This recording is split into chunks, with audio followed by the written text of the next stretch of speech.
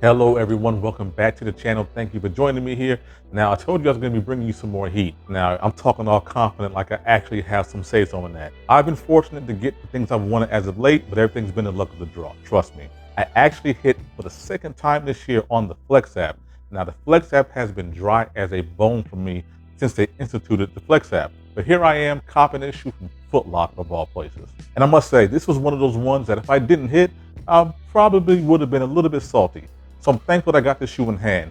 If you've been with me for a long time, you know that Jordan 6s are one of my favorite silhouettes, and I'm glad to have this one in my collection. So if you're new here, do me a favor, hit that subscribe button, hit that notification bell, hit that like button. Let's get right into this review. Beautiful Jordan 6 box with the UNC colorway, white Jumpman right there on the front of it.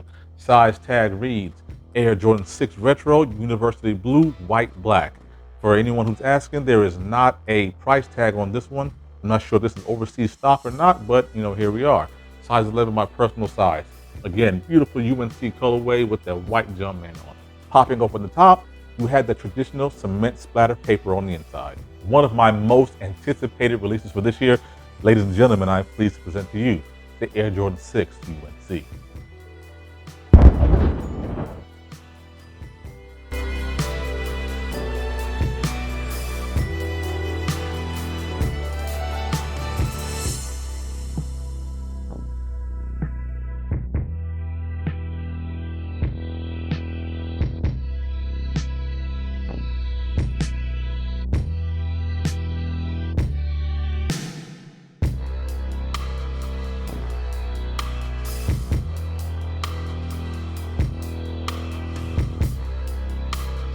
Now, I've not done a copper drop in quite some time, and I'm going to get back into doing it. Now, I remember when I first got wind of this shoe, I knew I had to have it as soon as I saw the mock-ups that Z Sneakerhead did. And I can honestly say, I believe that these exceed my expectations. Getting right into it, you have your standard Air Jordan 6 upper in that carmine color blocking.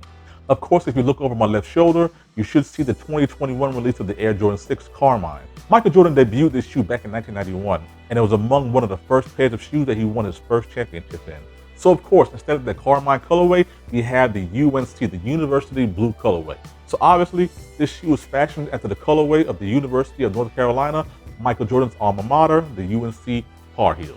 The UNC colorway is so special to a lot of sneakerheads and to a lot of Jordan fans in particular because it is his alma mater. So because of that, the UNC colorway is insanely popular amongst people who collect Jordans. As far as the shoe itself is concerned, you have a nice white leather upper, which is relatively soft compared to what I was expecting. The same goes for the University Blue colorway, which is on the toe box as well as the upper.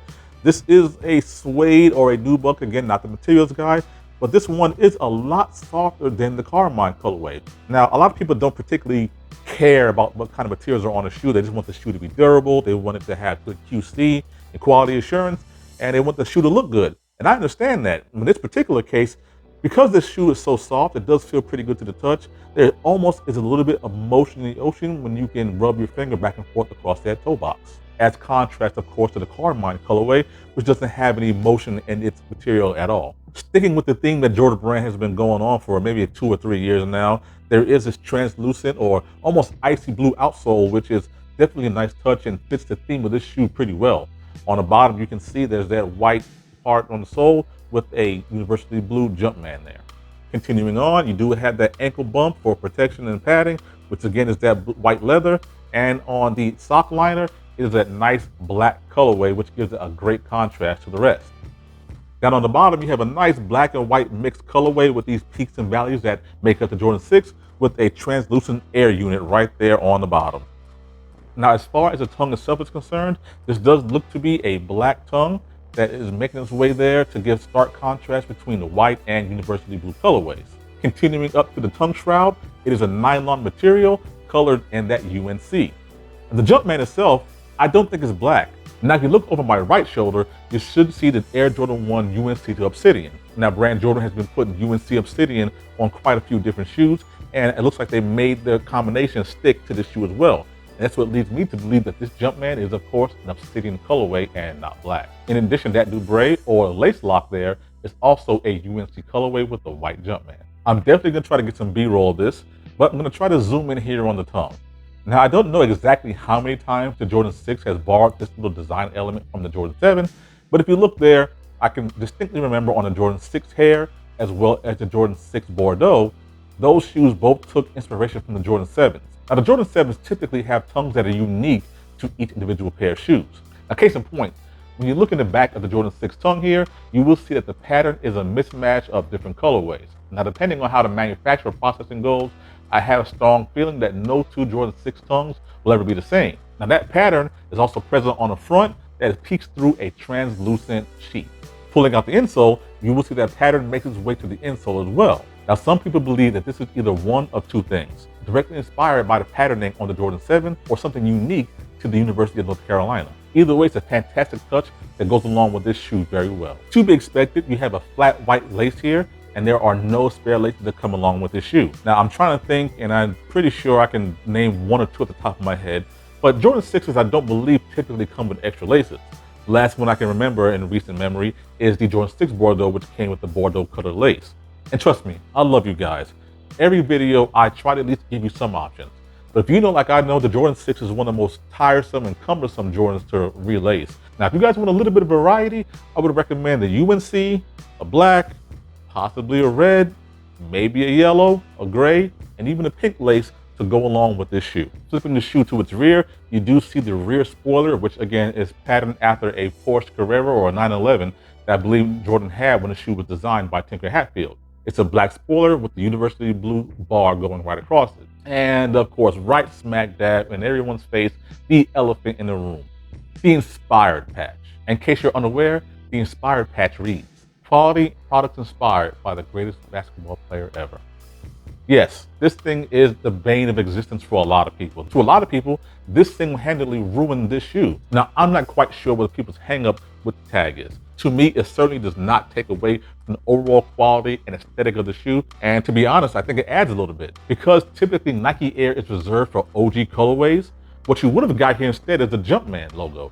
Now, some people may have been cool with the Obsidian or a UNC color, the Jumpman logo, even white, just to hide that there's no Nike Air. But I think this is a pretty cool touch to make the shoe look like it's a college-inspired PE. And let's be honest, folks, this is not the first and probably won't be the last time we see this tag. Just in the UNC colors alone, we've already seen this on the insole of the Jordan 3, and you've seen it on the tongue of the Jordan 4, which I have above my left shoulder. Now, it also stands to reason if they release the Jordan 5 PE, that tag's probably going to be on the back. So like it or love it, this tag is probably here to stay on any college-inspired PE. One part I really do like about the patch itself is the UNC colored stitching, which attaches it to the shoe.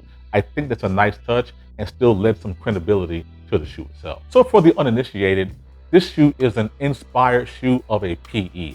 Now, if you're unaware what a PE is, it simply stands for player exclusive. Jordan Brand provides player exclusive shoes to the athletics departments of various schools around the country, including the University of North Carolina, Michigan, Florida, and I think Oklahoma, and maybe some others. I'm trying to find a picture of the actual Jordan 6 PE that went to the University of North Carolina. But as you can see, there are design elements that make its way to this shoe. Now, even if it's just a colorway, you can absolutely imagine a collegiate athlete wearing this shoe on the court. Now, typically with PEs, there are things that are unique to the shoe, including stitched numbers of the players who's going to be wearing the shoe, or maybe a logo like a Target logo stitched somewhere on the tongue, or maybe even on the back part of this. And because PEs are so rare and unique, Brand Jordan wants to give us just a little bit of taste, a little bit of this inspired pack to give us something that feels like a UNC PE, while obviously not being a UNC PE. And this is hardly the first UNC PE to grace the Jordan 6 silhouette. Now, there's a nice black-based Jordan 6 silhouette that has the University of North Carolina colors down here in the mountain peaks, where the typical Jordan 6 infrared had its infrared colorways. It's a really nice shoe, and I think I'm going to go ahead and add it to the collection at some point down the line. Now, before I forget, I think I'm going to go ahead and cut the flash on to see if this shoe has that reflective 3M. And indeed, looks like it does. Matter of fact, that 3M looks like it's really popping through that UNC colorway. And that's really nice. I mean, that's a nice touch. This is a pretty damn good shoe. So of course I was corny today, and I went to pick up my shoes wearing the Jordan 6 Carmine. Now, again, this was one of my favorite shoes of all time, so it was a no-brainer when they announced the UNC colorway coming out. I just want to hold these two shoes up side by side so you can see the similarities, as well as show you some of the differences.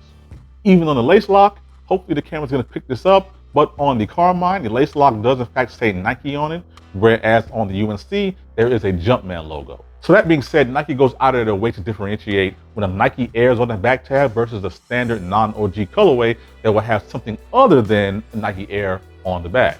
Now, quality on this shoe is fairly decent. I'm gonna try to zoom in here and show you that there is a little bit of glue stains on the bottom of this shoe, and that's a little bit disappointing considering that I heard the QA and the QC on this shoe was pretty decent.